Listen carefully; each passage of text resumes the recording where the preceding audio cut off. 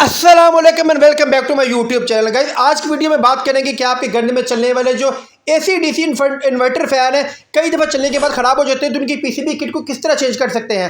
भाई काम बड़ा आसान है, एक अनाड़ी बंदा, एक 10 साल का बच्चा भी इस किट को बड़ी इजीली चेंज कर सकता है। किस तरह चेंज करना है सब कुछ आपको इस वीडियो में बताते हैं। अगर चैनल पर पहली बार आए हैं तो चैनल को जाकर सब्सक्राइब कर दें, बेल बटन को दबा दें ताकि जैसे ही हम कोई टेक्निकल वीडियो अपलोड करें इसका नोटिफिकेशन फ़ौरन आप तक पहुँच जाए। तो चलिए अपना काम स्टार्ट करते हैं। सबसे पहले हम फैन को चला के देखते हैं कि फ़ैन टिक टिक करता है और चलता नहीं है। देखिए फ़ैन को जब 220 सप्लाई दी, झटके लगा रहा है लेकिन चल नहीं रहा। इस फ़ैन की हमने किट जो चेंज करनी है, सबसे पहले इसकी थोड़ी सी आपको डिटेल बताते हैं कि इस किट के कनेक्शन किस तरह। ये जो दो वायर्स नज़र आ रही हैं, ये जो होती हैं दोनों वायर्स, ये ग्रिड या वापडा की सप्लाई के लिए होती है 220 की वायर्स। और बाकी की जो 3 वायर्स हैं, ये देखें येलो है, रेड है और ब्लैक है। ये तीनों की तीनों वायर्स जो आती हैं वो पंखे की बेंडिंग से आती हैं। और बाकी की ये दो वायर जिस पर डीसी प्लस और माइनस लिखा हुआ है, ये 12 वोल्ट की दो वायर है। यहाँ पे 220 की एसी सप्लाई दी जाती है और इसके साथ जो रिमोट रहता है, रिमोट की मदद से इसको ऑन किया जाता है और पंखा चलना शुरू हो जाता है। यहाँ पे हम सप्लाई देते हैं और पंखा चला के दिखाते हैं कि ये पंखा टिक टिक करता है, झटके लेता है लेकिन मुकम्मल तौर पर चलता नहीं। यहाँ पे हम इसको सीरीज टेस्ट लैंप से टेस्ट करते हैं और स्विच को ऑन कर देते हैं। अब देखते हैं कि पंखा झटके लेगा, टी टी की आवाज़ भी करेगा लेकिन कुछ देर चलने के बाद रुक जाएगा। ये देखें,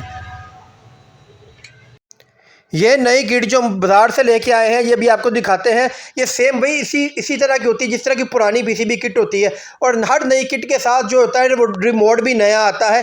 ये इसकी नई किट है। इसकी नई किट के कनेक्शन भी बिल्कुल उसी तरह होते हैं जिस तरह पुरानी किट होती हैं। हाँ, तारों की कलर कोटिंग में थोड़ा सा बहुत जो 19-20 का फ़र्क हो सकता है, मतलब तारों के कलर चेंज हो सकते हैं, लेकिन बाकायदा उन पे लिखा होता है। ये जो दो वायर्स हैं, ये देखें डीसी सप्लाई की दो वायर्स हैं। आप इसको डायरेक्ट 12 वोल्ट पे भी सप्लाई देकर चला सकते हैं। इसके ऊपर प्लस और माइनस डीसी लिखा होता है। ब्लैक और रेड कलर की दो वायर्स होती हैं। बाकी की जो 3 वायर्स होती है, ये तीनों की तीनों वायर्स फ़ैन की मोटर जो वेंडिंग की 3 वायर्स उनके साथ कनेक्ट कर देते हैं। ये येलो, ब्लैक, रेड होती है, ये ब्लू, पर्पल, कोई भी कलर हो सकता है। ये जो दो वायर्स होती है इस साइड पे, ये दो वायर्स AC 220 की सप्लाई होती है जो ग्रिड या आपके वापडा से आती है, वो सीधी आके यहाँ पर लगती है और इसके ज़रिए हम पंखे को सप्लाई देते हैं और रिमोट की मदद से पंखे को चलाते हैं। किट को चेंज करना इतना आसान है, कुछ लोग बड़ा मुश्किल समझते हैं, किसी इलेक्ट्रिशियन को हायर करते हैं। भाई ऐसा नहीं है। आज की पूरी वीडियो में हम आपको किट चेंज करके और पंखे को चला के दिखाएंगे कि आपके घर में कोई 10 साल का जो बच्चा है वो भी इजीली इसके ज़रिए इसके कनेक्शन कर सकेगा और बिना किसी फीस या इलेक्ट्रिशियन की इसको आप इजीली घर पे चेंज कर सकते हैं। कोई मुश्किल काम नहीं होता। फ़ैन की पुरानी वाली किट और नई वाली किट दोनों को साथ रख के देखते हैं कि सेम होती हैं, सेम तरह की होती है, बिल्कुल कोई फ़र्क नहीं होता। लेकिन जैसे कि आपको पहले भी बताया कि कलर कोटिंग का फ़र्क हो सकता है।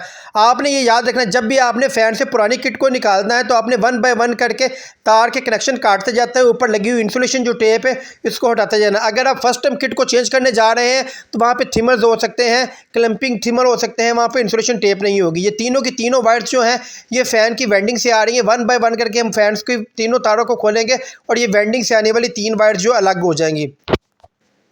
इस फैन की वेंडिंग में 3 तरह की वायर्स इस्तेमाल की गई हैं। एक येलो है, एक रेड है और एक ब्लैक है।